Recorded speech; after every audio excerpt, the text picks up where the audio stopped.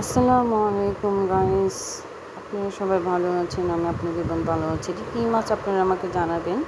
তো কেটে ধুয়ে নিয়েছি। এখানে হলুদ মরিচ মেখে নেব, এখানে পেঁয়াজ কেটে নেব, পেঁয়াজ টমেটো কেটে নেব। আমি এই মাছটা ভুনা করব। তো আপনারা কমেন্ট বক্সে বলবেন এটা কী মাছ আমি রান্না করছি। এখন কড়াইতে তেল দিয়ে মাছটা ভালো করে ফ্রাই করে নেব। তেলটা গরম হতে দিয়েছি। তো তেলটা গরম হয়ে যাওয়ার পরে আমি মাছটা ভালো করে ফ্রাই করে নেব।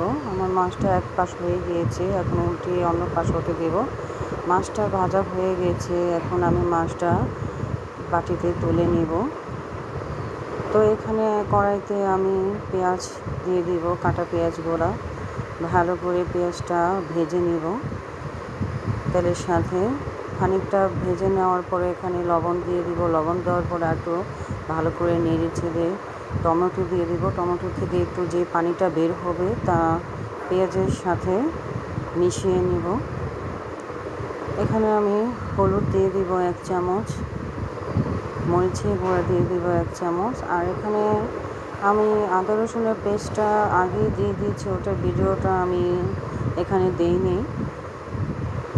তো এখানে একটু পানি দিব পেস্টটা ভালো করে কষানোর জন্য। তো ঢাকা দিয়ে দিয়েছি। এখন পেস্টটা আমার ভালো করে কষানো হয়ে গিয়েছে।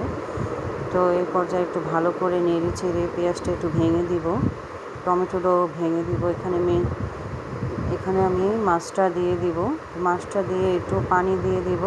আমি আর কোনো পানি দিব না, এতে মাছটা আমি ভুনা করে ফেলবো। তো দেখুন আমার তরকারিটা নেড়ে ছেড়ে আবারও ঢেকে দিব হতে। তো আমার তরকারিটা যদি ভালো লাগে তো আবার সবাই আমাকে লাইক করবেন, সাবস্ক্রাইব করবেন, আমাকে সাপোর্ট করবেন। আর অবশ্যই বলবেন এটা কী মাছ আমি রান্না করেছি। দেখুন আমার তরকারির কালারটা অনেক সুন্দর এসেছে। আল্লাহ হাফেজ।